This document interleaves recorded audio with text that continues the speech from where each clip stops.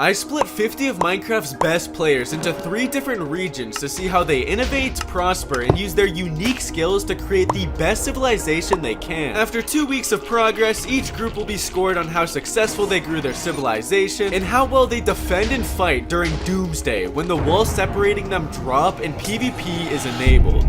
Day 1 started off with Team Blue, who had spawned in the cold region of the map, which consisted of a coral reef ocean surrounded by a taiga and snowy tundra biome. Not too far from them was a village, which they quickly went to and raided with no mercy, and started trapping villagers to eventually begin breeding them for trade. With plenty of fish in the sea and crops from the village to begin farming, the blue team civilization was just getting started. The next team was the green civilization, who controlled the temperate part of the map, which undoubtedly had the most useful resources. From flowers, different wood types to sugarcane, these materials could come in handy for trading with other teams later on. Unlike the blue civilization, these guys had some humble beginnings. Okay, we got Sammy Uri, the man who's built the most insane redstone invention. He's mining straight down. Best player behavior? We'll find out. One of the members, Horace, also started terraforming a nice little crop farm by a witch hut, which doesn't look like much yet, but with the green region matching the exact style of some of his signature builds, their civilization is going to look nuts. Lastly, the red civilization was so far the most conjoined team yet, working their way into the village together, which they found their only food source to work with. They also had a mesa with some trees nearby, which they immediately went and started planting more of. If life wasn't hard enough already for the red team, they found themselves an intruder from the green civilization on their territory. Okay, so Parrot here decided that it would be a good idea to somehow get outside the border, break my events, and now he's a green team in red territory. Capital punishment. I trapped Parrot in a bedrock box to make an embarrassing example of him for exploiting my event. Capital punishment! You know, I do a little bit of tax fraud, but I never do something like this. I then suffocated him with sand and finished him off with a good old swipe.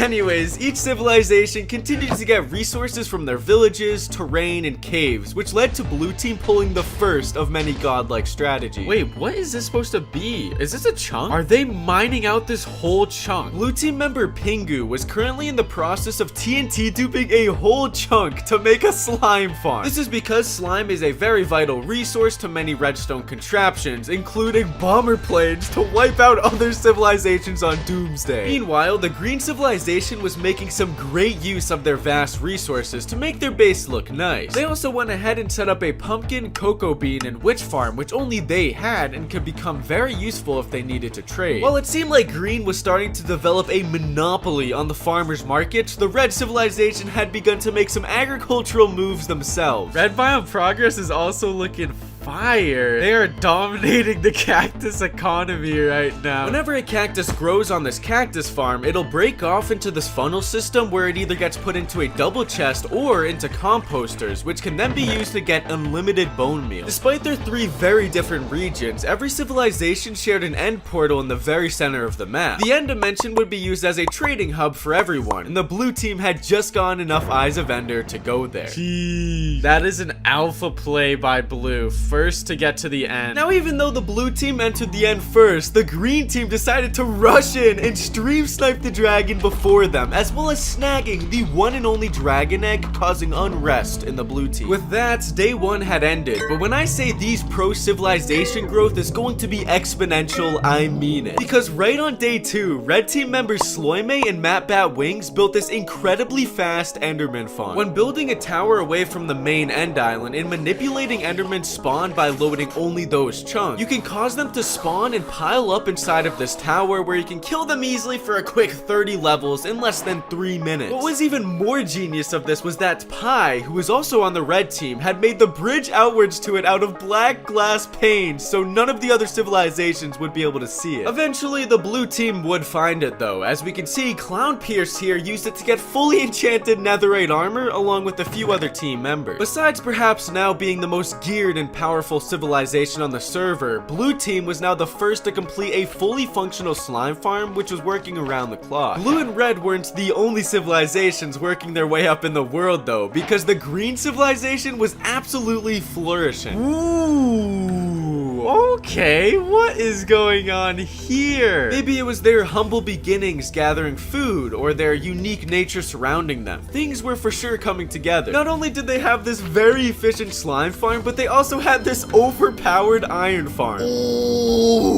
my gosh, look at that. That is brutal. Oh, there it goes. There's Brown. By placing these villagers in each corner of the sky platform with a pillager in the middle, the game gets confused and spawns an iron golem to help save the villager. The iron golem will then immediately fall to its death, where its iron drops will be collected by the player. The red civilization had also built an iron farm like this so they could automate such an item, as well as making a solid slime farm of their own. But who really cares about some silly slime farm when Pi from the red team built this genius automatic sheep shearing farm? By manipulating the sheep's AI pathfinding abilities with this maze, you can shear one of the sheep, who will then work its way all the way back up to the top of the maze, and by the time it gets back down to you, it's ready to be sheared again. Moving back to the blue civilization, business was absolutely thriving. Not only did blue have villagers in holes, but also in the nether. Let's go! Another thing blue was working towards was collecting obsidian, and I kid you not, when I entered the end to check up on Clown Pierce, my man was mining an entire obsidian monolith. With this obsidian, he built a bunch of giant nether portals underground, where he can farm gold from piglins who trap themselves after entering. He said that he was collecting this gold to make golden apples, which would give him a huge advantage in combat on Doomsday. While Clown Pierce was farming gold, Pingu was going nuts in the nether, pushing his redstone to the test and automating netherite. Oh, there you go. Yo, it worked. Yo. Oh my gosh, we got a 3 vein right here. Back in the overworld, the green civilization had outdone themselves again, because on the 3rd day, they completely transformed their base. Yo, what? Bruh, this is sick. No way.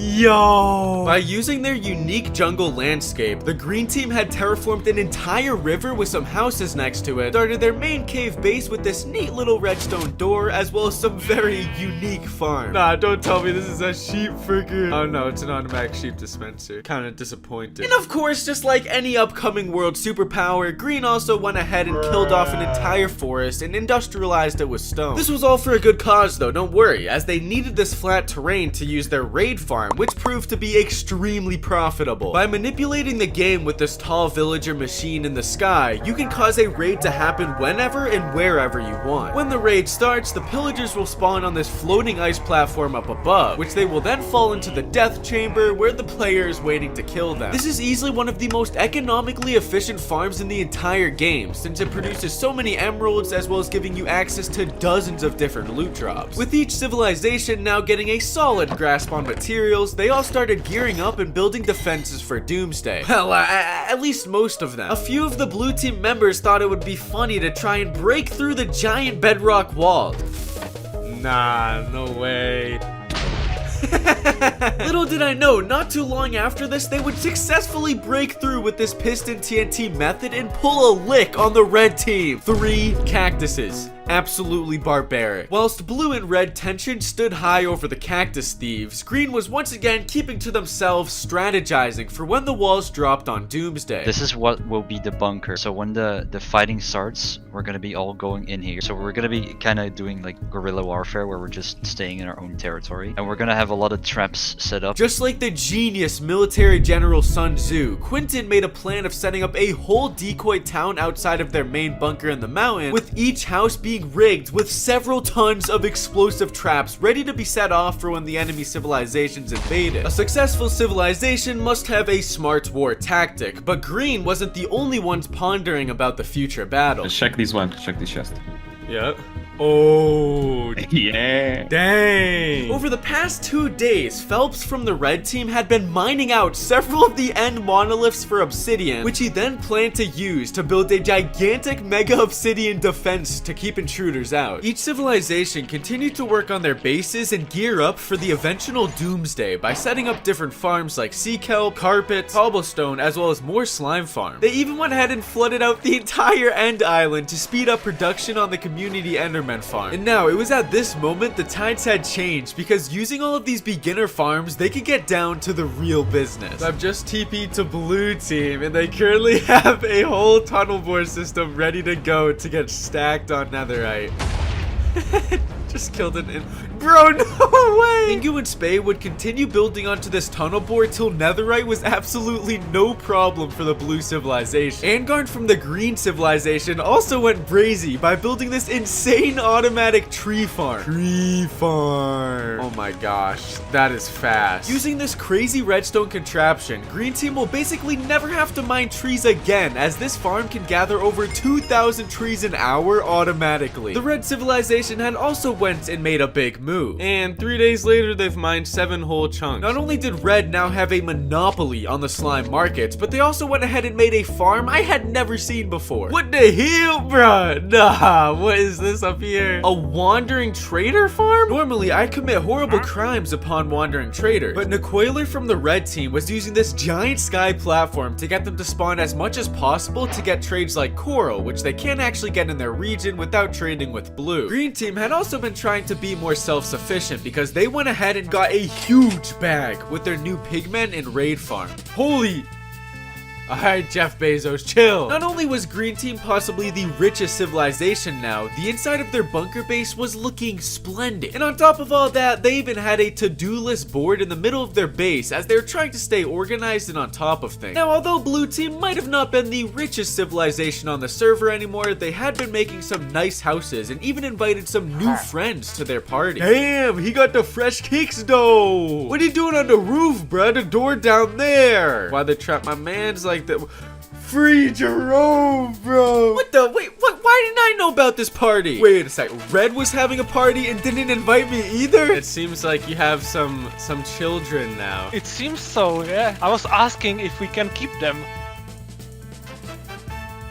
What the? You even had half-naked men at the party. Alright, so up until now, most of the players had been focusing on auto farms, but on the 8th day, you could really see some of the pro builders coming into play. Like the blue team, who seemed to be going for a more medieval type feel with stone walls to keep any enemies out. But compared to green's home improvements, blue's what's chump chain? Bruh, yo, look at this dude, bro. This looks actually insane. Quinton from the green team had completely transformed this entire mountain into their main base centerpiece. Their base had this cool Aztec feel, and bruh, unless their intruder is this dude right here, there's no way anyone's climbing that. Around this same time, Red had done some terraforming and also began some seriously nuts work on their base. Dude, they built a pyramid! Oh my gosh, when did this happen? This literally happened overnight. Now, Red and Green would continue to work on their civilization infrastructure, but Blue started steering away from their building and focusing on other projects. Hold up, they're building a canal over here. Yo, what? Led by A1306, he planned to mine out this entire perimeter by using a massive array of TNT bomber planes. Honestly, I'm not sure why. Maybe it was to assert dominance on the other civilizations or to do something bigger than I can think of. After a while of being in the overworld, I finally went to go see what the best players were doing in the nether again. Holy bruh, what is this thing? What in the world? Now, for the next following 3 days up until Doomsday, each team went hard at work to become the most developed, successful, and powerful civilization they possibly could. And when I tell you these are the best players out there, I mean it, because this is what Red's region looked like at the start, and here is what it looks like now. Oh my gosh. This is crazy.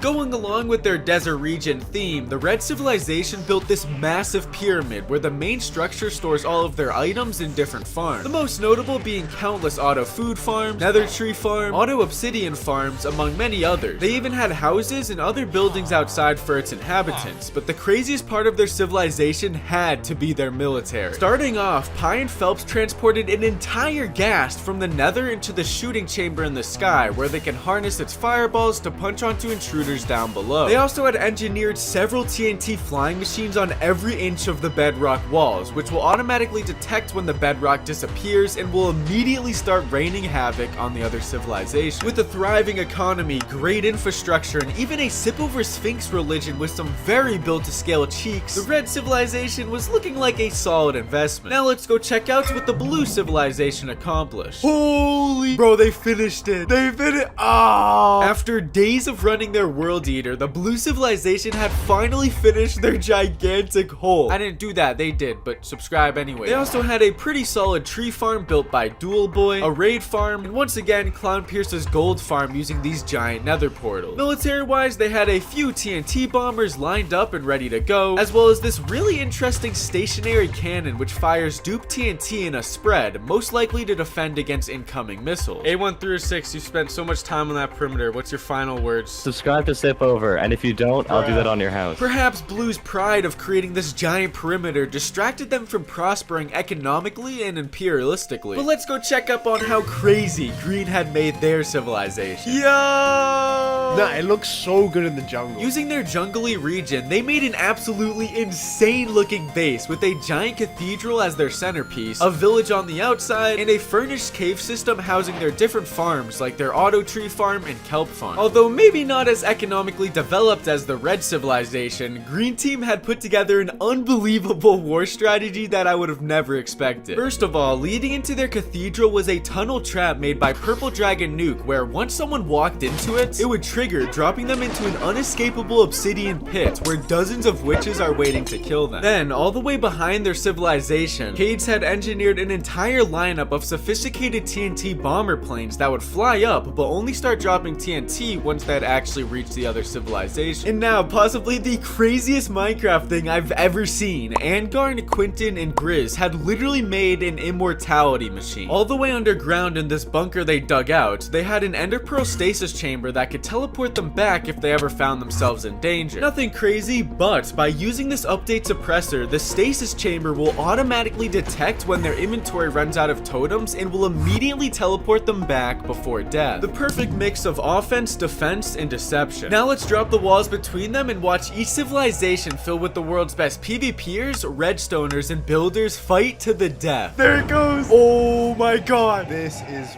wild. As soon as the walls dropped, green and blue civilizations were immediately bombarded with red's countless TNT bombers. And while blue's stationary TNT cannon stopped some of them, green had an absolute god strat to defending their homeland. Yo, look at this dude up here. Dude, this is literally World War III right now. Similar to how Pi was shooting gas fireballs from up above, green team members transported fireballs into these small watchtowers to throw out any oncoming TNT dupers from red to destroy them before they exploded their base. This worked incredibly well, causing only minor damage from red, but blue's base on the other hand, wait, oh wow, blue really is getting hit hard by these flying machines right now. Blue unfortunately got dunked on by red's TNT dupers, and the ones that they set up prior got stopped early by red blocking them off. It was also at this time green's smart artillery from the back of their base was finally reaching the other civilization. But even with 2 whole weeks, they made the moment of forgetting to actually load the bombers themselves. With all the redstone artillery having run its destructive course, each civilization moved in to attack each other with hand-to-hand combat. Oh my god, there's a whole war breaking out over here. Oh my god. Most of the fighting was taking place in the center of the map, and this is where we would really start to see some of the weak get weeded out.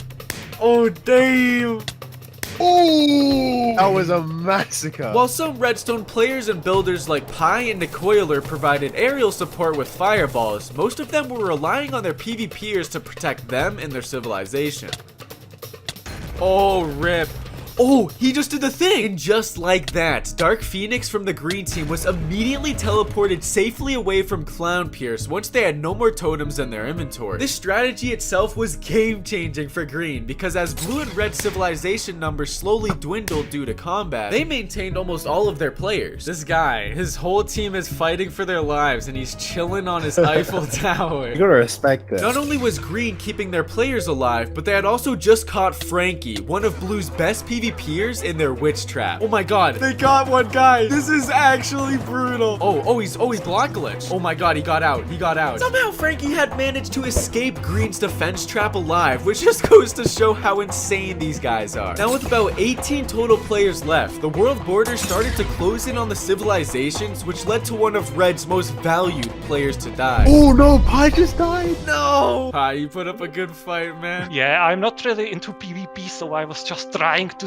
survive. We salute you. With the red team hanging on by a thread to survive, the green team still outnumbered everyone else and was now targeting blue. Oh, they're all on Frankie. This is big. He's literally getting 1v7 right now. The borders had now completely shrunk, leaving blue and green to mosh pit it out, while the last red team members like KBDT took refuge in holes underground. Oh my god. Come on, bro. You're supposed to be the best Minecraft player. He must be a dang redstoner.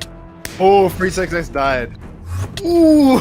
That left Frankie from the blue team to take on 9 green members all alone. Oh my god, pit fight, pit fight, pit fight. No, he escaped. This dude's crazy at escaping. Frankie's crashed. Just like how we escaped the witch trap earlier, Frankie was moving like a tank until his luck finally ran out. Ooh. He just got dropped. No way. That left KBDT to clutch up. Never mind. Now McYum and I will score which civilization was the best overall, and we'll also get a $3,000 prize. Starting off, the blue team got a total score of 11 out of 20. The red team went ahead and snagged a 16 out of 20, which only left green. I would say green was solid. I'm gonna give them a 4. Yeah, I was thinking the same thing. I was thinking 4 too. Honestly, I gotta give him a 5 for the doomsday. I'm not gonna lie. I would give them a 5, but their TNT dupers didn't work. I'm gonna give them a 4. And that means that green caught the dub as Minecraft's greatest civilization. This video took so long to make. I literally put my heart and soul into it. So if you guys can please subscribe if you want to see more like it. And if you actually enjoyed it, thank you so much.